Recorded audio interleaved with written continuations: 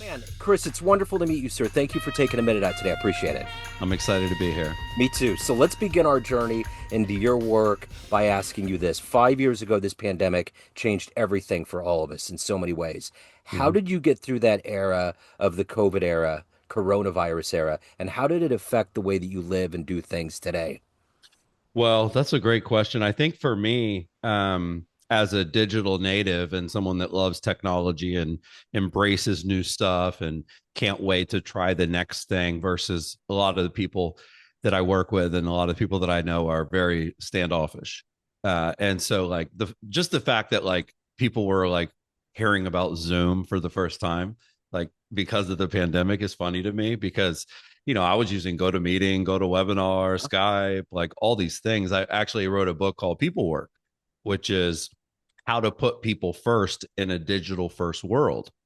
And so I think for me, it wasn't as maybe as much of a challenge as for other people, but I lost the office. We had an office, a bunch of young, dynamic marketing people, getting together every single day. That sucked. And if I'm being honest, like I don't know if people are willing to share this type of stuff with you typically, but like the government helped us with money. Like Yeah. Trump gave us money. And without that money, I don't know that we would have made it through. So yeah, I think day to day wasn't a huge challenge for me because I'm so used to being a digital online native. I call it digital native versus digital immigrant. But financially, geez, racing thoughts, a lot of racing thoughts, Yeah.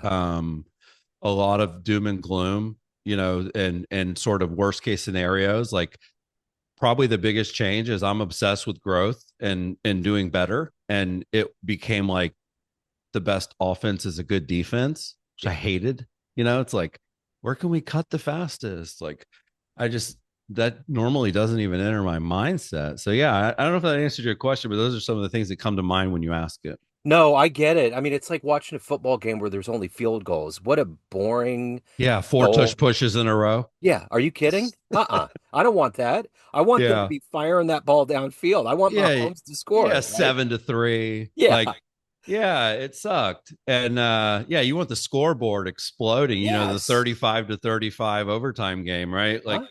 and so yeah, and I mean, we brought on an operator that was her specialty. She literally like helps companies not go out of business versus helps them grow.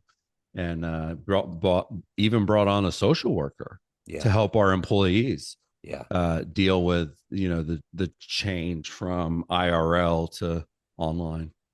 So if we got to the heart and soul, the marrow of what you do on a daily basis, I'm going to put you in front of a bunch of 12-year-olds.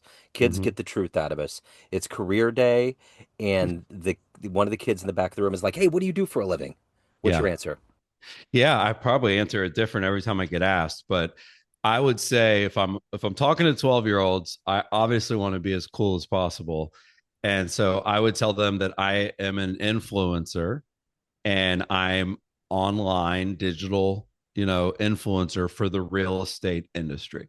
So I am a streamer. I am a podcaster. I am a YouTuber, and I actually make a living doing it. Like that is my job.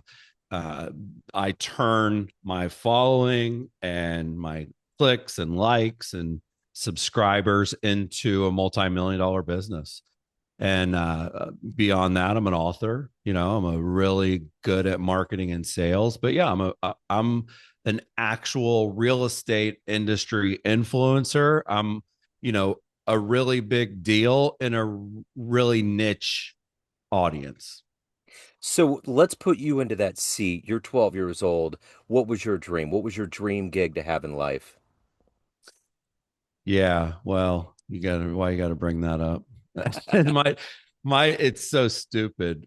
I thought I was gonna be in the NBA. Okay. Yeah, I was very good at basketball compared to my friends. I went to like 95% black high school. I made the varsity team. I was kind of like a Steve Kerr, just three point shooter. Um, and I thought I was going to be in the NBA. And I like, for some reason, like it never occurred to me that I was slow and short and white. And But those are there's not nothing. exactly the traits that NBA teams are looking for. Yeah, So, But there's nothing wrong with that. That's the dream that soars in different directions. I mean, I was 4'11" in high school. I was a Hmm. cross country runner when I tried to do baseball, which I had a big Yeah. laps. There was no way. There was no possible way it was Yeah. going to happen. But look at Yeah. Muggsy Bogues. Look at examples of people that made it, right? Yeah, that's what my thought was. Like, I knew I was better at shooting than 95% of the people that I'd ever Yeah, seen play. yeah, And like if I went down to the park or just played with my friends, like I was almost always the best one. yeah. But I will tell you, I went to a school that ended up producing a lot of professional athletes. So my best friend went to UCLA and then played for the Eagles. The starting center on our high school team played for the Sixers. One of my best friends from my little league team is was the field goal kicker for the Vikings and the Bears. Like, Wow. so even though I'm from a small place called Polk County in the middle of cow pastures in Florida, it really showed me that, like, okay, like if you're really good at something, like you can make it, you Yeah, know. And so I shifted from wanting to be an athlete to wanting to be an entrepreneur. I wanted to be rich. I wanted to be famous. I thought I was going to be an actor. I thought I was going to be a real estate mogul. You know, I remember reading like Art of the Deal and being like, "Holy cow! Like this is what I want to be." I wanted to be rich, yeah. and but I didn't really obsess about like how. I just always sort of loved what I did, and eventually got into sales. And you know, as a regular person who's not an intellectual, I think sales for most people is probably one of their best ways to make, you know, $250,000 a year, maybe $400,000 a year. That was really my only path to sort of making the kind of money that I wanted to make when I was 22, 23, you know, Yeah. dreaming big. So going from that dream of childhood of being in the NBA, what Mm-hmm. were some of the foundational elements of your childhood that got you to be a digital nomad, a big shot in the real estate industry, not Mm-hmm. afraid of technology, wanting success? What were those seeds that were sown that have evolved into who you are? Yeah. Well, let me say this. I started doing digital marketing for a very, very selfish reason, which was that I was a software salesperson, and the software that I sold had a 30-day money back guarantee period. And if they canceled, it's called a clawback. They take your commission away. So my first foray into like, and it was a combination of email marketing, webinars, and YouTube videos. That was kind of my secret sauce. But I was only doing it because I wanted to bridge the gap between the day that these real estate agents signed up for the software and the day that their payment became a 12-month agreement, which was then when I would get paid. So I was basically, and we had a tech support team, we had like a customer service team, but we didn't really have like a strategy team to basically say, hey, now that you've got this great new tool that you signed up for, let me show you how to go out there and use it and get the most out of it. And because social media was so new, most of these people had no clue that you could create a Facebook page, a Twitter account, you could do a screen grab video of the tool that you bought and send that to your database. You could do a merge code that would put their first name in the email, and you know that would help it get opened more. So my foray was, and all that happened was like I started doing it like in just getting their business cards, putting them in my database, and then keeping in touch with them through emails. And then it was just like one day it was like, oh, like the video is too long, so I need to put it somewhere. I was like, well, I'll just put it on YouTube because that's free, right? So, but then it's like, oh, anyone can find that now. So the YouTube videos started getting a lot of traction, and then because I was teaching, I wanted to basically execute what I was teaching, or else I didn't really feel good about teaching it. So I'm like, well, let me start a Facebook page so that I can learn about it, so that I can better teach them what to do with it. And it was just good timing. It's like '09, you know, and so I was super early.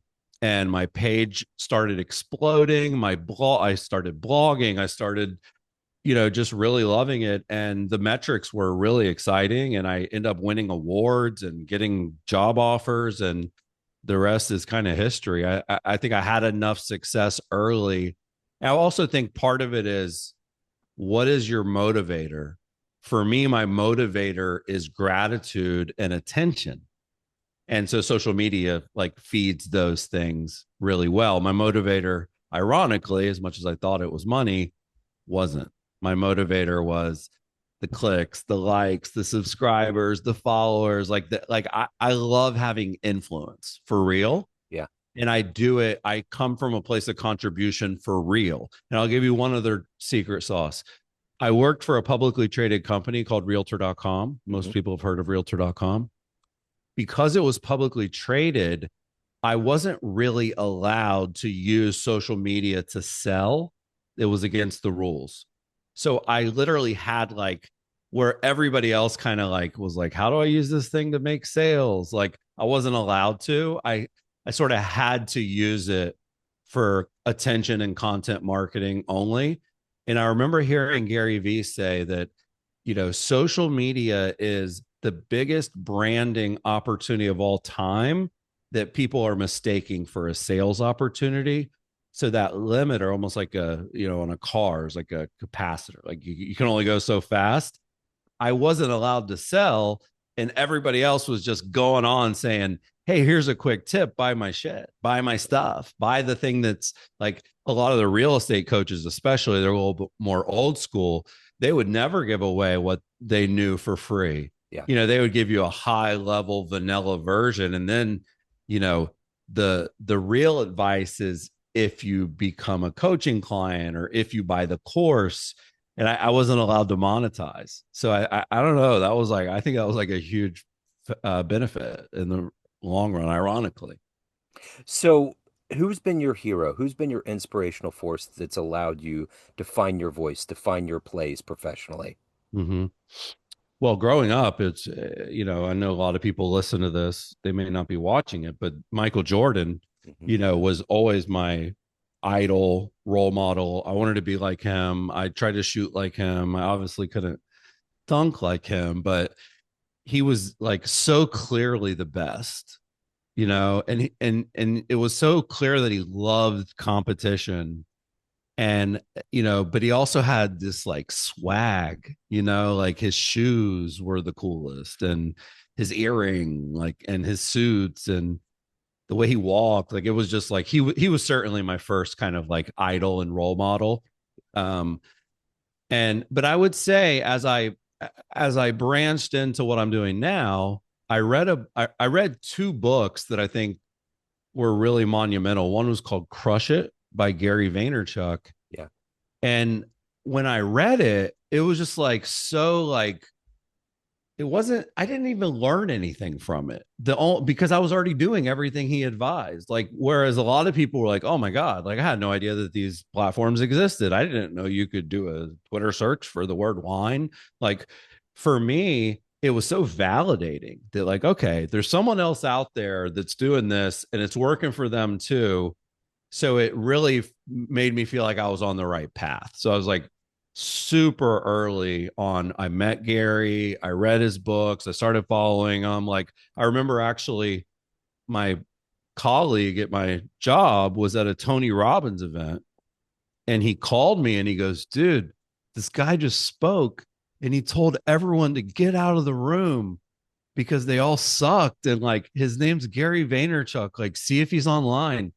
And I kind of went down the rabbit hole and became a huge fan. And he actually wrote the foreword to my first book. And I'm friends with his sister, and I've met his mom and dad. Like, I did a collab at his conference that he did for real estate agents. So that was a big one for me. And then I also really loved Rework. I don't know if you're familiar, but Yeah. it's the guys that made Basecamp, Yeah. 37 Signals. Yeah. And that was also very validating that, like, there's a new way to be a business person, to be a business. It's not ties. It doesn't have to be stuffy. It's not corporate America. It's not the Fortune 500. And they had a big successful software company. And that was always what I was drawn to, was, SaaS, companies, like the ability to scale and have a million customers. And When you saw the growth of these companies, it was just like, wow, the world is digital. That's where the ball's going. I'll give you one last one that I think of, which is my grandfather, Hmm. who was a lifelong mechanic. Yeah. And I remember, he would basically buy broken down like minivans, strip them for parts. He'd buy them for $700 and then a month later sell it for like $900. Like he was never rich, but he loved it. And then he would take the spare parts to the flea market and he would sell stuff there.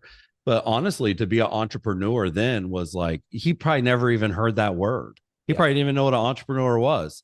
He just probably thought he was more like not working for the man, making his own money.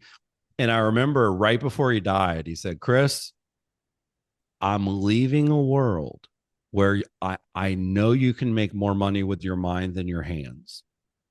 Yeah. And it was like really profound because he was not an advice giver. Yeah.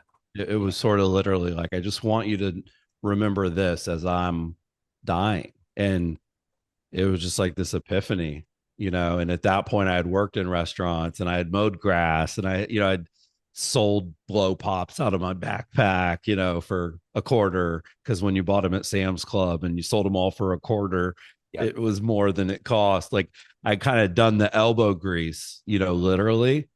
And that got my mind in a different place. So I have to give, you know, Leroy Smith some credit too for just the concept of information and data and technology is what you should focus on in the next life. It was kind of what he was saying.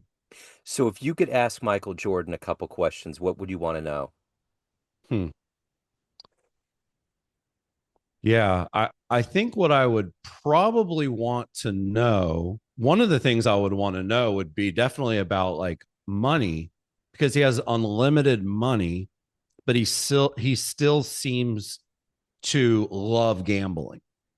And for me, like as I've become, call it richer, if you will, like I just don't get excited about $5,000 or $1,000 or $10,000. Like I recently bought Open Door stock at 85 cents. It's $10. I bought a lot. Like it's like I'm way up, but like I don't gamble on football games because I don't want to gamble so much that it would be dumb. Yeah. But I get the concept that it makes the game more fun to watch. So I think I would just ask him about like what releases dopamine for him, Yeah. maybe beyond gambling and how do you get excited about $100,000 bet when you're playing golf when you have $4 billion in Yeah. your account? Proportionately, he's betting $5 Yeah. per hole. I would definitely ask him about that. And then I would also ask him about what he is what has given him fulfillment and what is he enjoyed post career, because like we were saying, like when you're at the top of the mountain, you're the go 6 for 6, you know like how do you find any excitement after that? And I've Yeah. had highs and lows. I'm bipolar and I've had manic episodes that sort of made everything I'd worked for come crashing back down, personally and professionally. Had Yeah. to kind of rebuild it again. And I do have this sense sometimes that like it's never going to be as good as it was. That I struggle with that, and I'm sure he has too, because his peak was so high Yeah. that like what's fun after you've been to the mountaintop. Yeah. Most people like me, I'm guessing you, Joe, you get to the top, you're looking for the next mountain that's bigger, Yeah. and there's probably not a bigger one for him Yeah. than the one he already climbed. So I always just look for like, how can I feel fulfilled? How can I have inner peace? How can I wake up every day happy? If my best days are indeed behind me. Yeah. Great. Yeah, those are great questions. Let me ask you this. What is it that gets you up every day to do this work that you do, to stay on top of digital trends? Because you Mm-hmm. obviously have to follow things. We're in an AI rapid world right now, Mm-hmm. and take care of your own soul. What is that collective energy for you every day? Yeah. Well, I think I'm in I'm in a little bit of a weird position where my hobby is my business. Like I don't have hobbies, which I don't think that's good, to be clear. I like watching sports. I love spending time with my kids. We go hiking, we go kayaking. Like it's not that I don't have any hobbies, Right. but what ended up happening is that my personal brand became my hobby. And so like when I wasn't like working, I was kind of like working on that. But then, oh, what do you know? Your personal brand doing better feeds your business in a major way. So when I think about uh, what I what gets me excited about waking up every day is two things: working on big ideas that are actually innovative, original, and game changers, and then two is working with people that inspire me, work as hard as me. Like I am a co-founder, I'm a co-author, I'm a co-host. Like I'm not a bit. I don't know that I could do anything really well without somebody alongside of me. Yeah. And so, yeah, it really would be.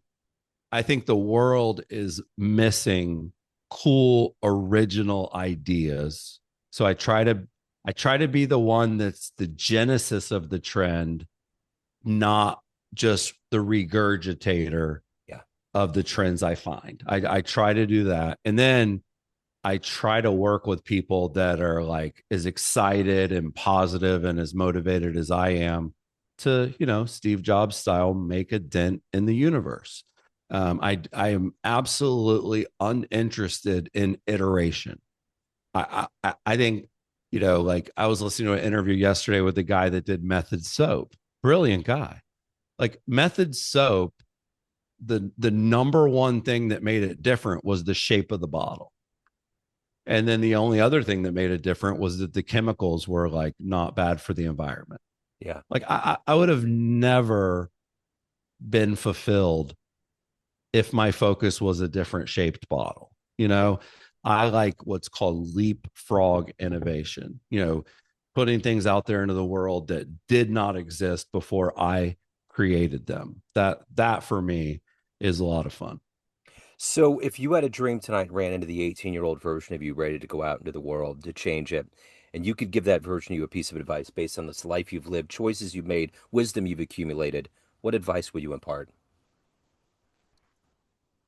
One of them would be to think bigger, like which is kind of weird because I've always thought really big, but like I've found that most ideas, if the people that I've met that are billionaires, let's just put it that way, when they whiteboard an idea, they whiteboard it so much farther to the right and where it ends up than most people do. So most people come up with an idea and it's like, okay, we're going to build this cool thing and it does this.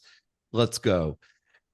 And these guys think so big. Like there's a I would show what I would do is I would show myself a Disney drawing that someone showed me from 1953 or 56 if people Google it.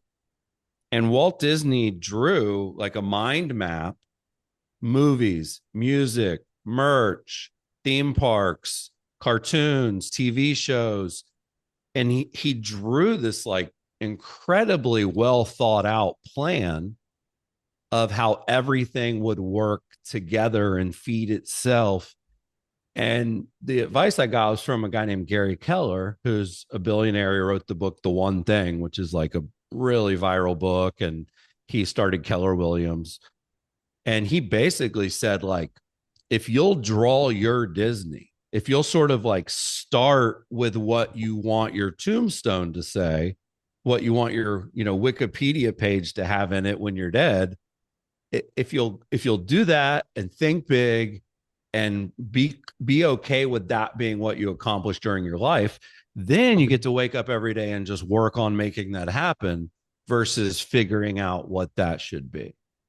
And so, yeah, I would have just told my 18-year-old self that like everything you're doing, it is connecting the dots for the thing that you want to do. So I've always wanted to win an Academy Award. Yeah. as an actor, as a director, writer, producer. And so, like, the stuff that I've done with YouTube and the stuff that I've done with content, like, I actually think that it's helping me with that, Yeah. even though I'm not doing that yet. Yeah. So that's kind of what I would probably do. And then I would also say that, like, moderation is really important. Like, I drank too much, I smoked too much pot, I partied too much, um, and at the cost of my mental health. And um, yeah, like, my mania is drug induced, and I basically had to learn that the hard way. Yeah. Um, Come to find out, you can, like, smoke yourself to death. Like, I've been so extreme, and it's been so helpful in a lot of areas. But I would say, like, when it comes to drugs and alcohol and vices, uh, I I didn't realize that you do just get kind of one body and one brain. Yeah. Yeah. So of everything that you've done, accomplished, Mhm. overcome, and evolved to, more importantly, what are you the proudest of? I am the proudest. The I'm guessing a lot of people probably say, like, being a parent, but I think I'm the proudest of how many people that have never met me would let me sleep on their couch. Yeah. Yeah. Like that. Yeah.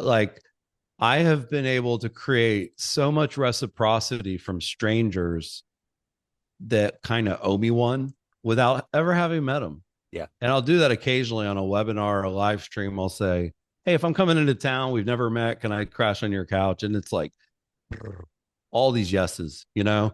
So I would say a combination of that plus the fact that my kids would say, I'm a decent parent, I'm a good parent. um, when you go through mental health stuff, it really affects them tremendously. So I'm not the dad on the pedestal. My daughter put it best. She said, "You're a great dad, but you're not a good role model." That's fair. You Yeah. know, I agree with that sentiment. So yeah, I would say the fact that even though I've gone through these ups and downs, my kids would both say that I'm a really good dad and that I care a lot, plus the sort of admiration from strangers. And I'd like to think my funeral would have a lot of people at it. Absolutely. So at the end of the day, everyone has a perception of you. Family, friends, clients, all of your readers, everyone that consumes your content, Mm-hmm. everyone that you work with, but you run the show. What's your perception of you? Who do you think you are? Hmm. Uh, I think I'm just a kid from Polk County, and people say Polk County is people of little knowledge. That's the acronym. I think I am an overachiever for the skill set I was given. And that's where I kind of like some of the things that come along with being bipolar are, grandiose thoughts. Like, you just have this unrealistic idea of what you can accomplish. And that has really paid dividends throughout my life, where I wasn't afraid of the opinions of others. I wasn't afraid to fail. Like, I told every single person that I went to college with that I was going to be a famous actor. And, like, I ended up being an actor and being in a bunch of really good stuff. I told everybody I was going to be, I think my yearbook said that I want to be, a self-made millionaire and I want to be famous. And it's like, I kind of did, Yeah. I kind of was able to check those boxes in a small way. So yeah, I think I'm actually just like, I have a good work ethic. Like, I genuinely care about people. I think I have the right bullseyes. Yeah. Yeah, I think that's probably how I would describe myself. And hopefully that would be how other people, because I could come across brash and arrogant and cocky, especially people that don't know me. But the people that know me, the kind of people you mentioned, the clients, the fans, the coworkers, the colleagues, they would all say that I just really give a shit, Yeah. and that makes me really proud. So if you could get into a time machine and go see one game, one Mm-hmm. sports game in the history of sports, where would you go? Hmm. Well, I did get to see Michael Jordan play when Okay. I was younger, and he scored 57 points on one of Wow. his highest scoring games ever.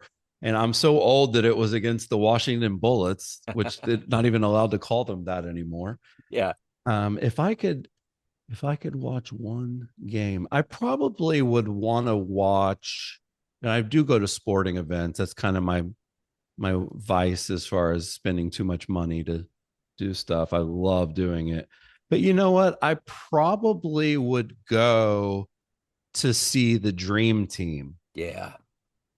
maybe win the gold medal. Like the Yeah. gold medal game. They were so good. Yeah. Like just to see, excellence in action. And they had a chip on their shoulder because we weren't good and the college kids were getting beat up on by these other countries. So probably I would probably want to see that Yeah. because the only person on that team, the only person not on that team that I would love to have seen would be Kobe. Yeah.